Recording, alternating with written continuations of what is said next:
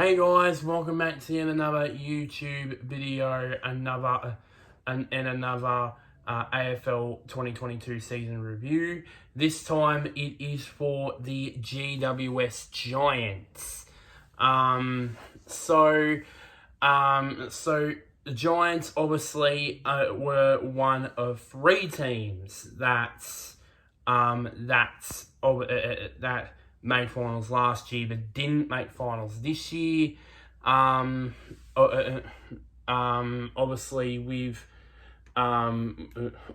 last year they won a final and then obviously of course losing in the semi-final. But and then of course this year they struggled, obviously having a new coach, having Leon Cameron resigning, and then which we'll talk about a bit later. And also, and then also the good start under Mark McVeigh, but then it peaked towards the middle part of his tenure, and then went towards the end of the season. It peaked again. So of course they limped over the line to 6 wins from their 22 games. Which is, I think their worst season since probably since 2015. Since 2014, I think, because I think 2015. They finished somewhere around not on the bottom end of the ladder, but somewhere around, I think it was about 11, 12, 13 for something like that. And the 6 wins, obviously, 4 of those wins were under Mark McVeigh. Let's get to the highlights here, or highlight for me. There was not much highlights for GWS for me in 2022, but the real highlight was, the week of the round 21 win against Essendon, when Mark McVeigh, after they were smashed to the tune of 70 odd points by the Swans, it called the players out, saying that they had checked out for the season, which was a big call to make. Which, in my opinion, I liked what he said, because he could have instead of just doing the boring old, this player did well, this player did well, this player didn't play so well, usual coaching crap. At least he called the players out. It wasn't. I don't think it was. I don't think it went too far, and I think that galvanised the playing group to say, "Hold on, boys, our coach has said this. We're going to go 2 ways. Either we keep going down this road, or we do something about it." And the round 21 win against Essendon, they did that. I watched most of that game, and it looked like pretty much after half time I knew they were going to win the game. They just completely outplayed Essendon in all facets of the game then, and it was and on the back of a really challenging week for the group, and also for Mark McVeigh for what he said during that press conference against Sydney. It was really relieving for him, really, to especially after the horror form that they had before the game also. But other than that, there's not really much highlights to contend with for GWS. Maybe a couple of good early season wins, maybe, but and a couple of good performances, losing performances. But other than that, it's just, for me, it's the only highlight. The low light, of course, is the coach. Has to be Leon Cameron. I mean, it felt bad. He deserved a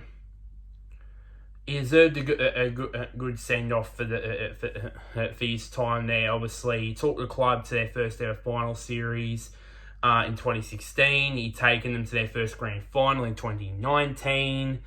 many finals wins over his time as GWS coach, and he was obviously the successor to Sheeds. So yeah, and I hope he gets. I would love to, as personally as an Essendon fan, want him to coach Essendon because he's got some experience, and they said they want an experienced coach.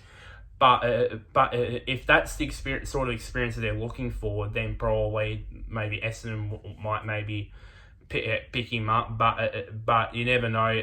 He probably might go for a coaching job, assistant coaching role somewhere else. Probably maybe Collingwood. That's what apparently Bolton, Bolts and Lepo, they've all failed in their coaching separate coaching reigns, and look where they are at Collingwood. So you never know. He probably might go to Collingwood as well. So you never know. So yeah. So let's mark it. How I mark them out of 10, I give them a 1.5 out of 10, mostly because they were finalists the year before, they won a final, so I think it's that, and I think they were pretty much expected. Some pretty much expected them to probably go to the next level and challenge for top 4 again, but obviously the bad start to the season. It was a bad start to the season happened, and then Leon Cameron, and it got out of control eventually with Leon Cameron resigning. Then Mark McVeigh took over, and there was some signs of promise there. Then it teetered away, and then of course it picked up a bit again when of course they bet Essendon in round 21. So my rating for their season is 1.5 out of 10. Let's go to the players who I think were great this season for GWS. Obviously, Mr. Toby Green, apparently the most hated person probably in the AFL. I would guess. Another great season. I mean, 37 goals for the season for Toby is pretty good. Pretty good going off the back of his career best season in 2021. I think he backed it up really well. Scored 2.5 goals, just under 2.5 goals a game. So pretty going. He didn't play that much, obviously, because he missed the first bit of the season due to his suspension with his umpiring incident in the elimination final win against Sydney. So he missed like some chunks of the season, and obviously missed the back half of the season due to an injury. I think it was a minor knee injury. I think which kept him out for I think the last couple of games of the season. So another good season for Toby Green. And then obviously Jesse Hogan also has had a bit of a breakout year. I think ever since Jeremy Cameron left, I think we've all wondered who's going to be that Jeremy Cameron replacement. We all thought it was going to be Himmelberg. We all thought it was going to be Finlayson, but Finlayson's gone to Port Adelaide. But as it turned out, it's Jesse Hogan. And it's not surprising really for these for these last 2 years that he's even back to when he first started playing in AFL with Melbourne. His first 2 years of playing, remember, of course, in 2014. Of course, he didn't play a single game when he was drafted due to I think he injured his knee, I believe, and he didn't play a single game. He had to wait a year later in 2015 to make his debut. For his first 2 years there at Melbourne, he scored 85 goals combined for those 2 seasons at an average of 2 goals a game. same too with GWS, 2 goals a game, but this time at 55 goals. And I think he's played almost every single game for GWS. It was only different at Fremantle in his 2 years there. He's sold 2 years there, 18 goals with just under a goal a game. So he's really, I think, if he gets a massive preseason, if GWS get a massive preseason out of him, then I can see him maybe getting to, get to about 40 goals, maybe even 50 goals, maybe. Next season as well. So I think for me, I think those two there in Toby Green and Jesse Hogan really thrived for GWS, especially of course when Mark McVeigh took over the coaching job. The ones that are under pressure, the one that's under pressure is of course the recently announced new GWS coach in Adam Kingsley. Of course, former Port Premiership player himself, and of course, he was assistant coach at Richmond to Damien Hardwick over the last few years. Now it's his first real job. And the reason why he's under pressure is because he's got no pressure at all in terms of first year coaches. I mean, there's been a massive history over the last 30 years. Even longer than that with the first year coaches. Like if you look back past the 30 years since 1992, of course you had Sheeds in 1981, where he it looked like that he was going to struggle in his first year when they won 6 of their first 7. Then reeled off 14 straight wins, and then of course made finals, but made no impact in finals. I'm trying to think of who else in their first year made a big impact in their first year of coaching.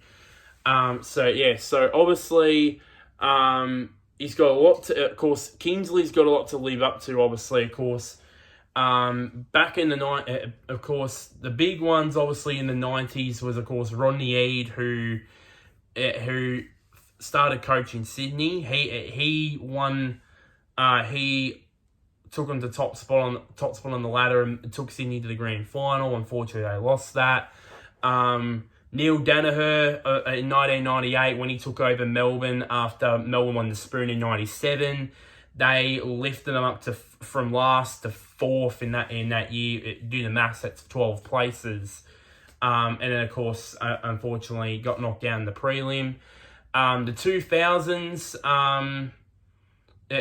some notable ones like Neil Craig in 2005. Yes, he took over from Gary Ayres in 2000 when he was sacked from as Adelaide coach in 2004, but obviously his first full year was 2005, and they won the minor premiership, and unfortunately they got eliminated in the preliminary final. Even Michael Voss in his first year when he took over from the great Lee Matthews, he put them into the finals, obviously, and this is the trend here of first year coaches making finals. The most notable one, obviously, was Chris Scott. He's the only one on my list here. That includes the likes of Dennis Pagan. List off all of them, might as well. Dennis Pagan, Gary Ayres, Rodney Eade, Neil Danaher, Mark Williams, Bomber Thompson, Wayne Britton, John Morsfold, Paul Roos was the most notable one where there was the year where Sydney were tipped to win the wooden spoon, and they went within one, and they actually made the prelim that year. In Paul Roos' first year at the Swans.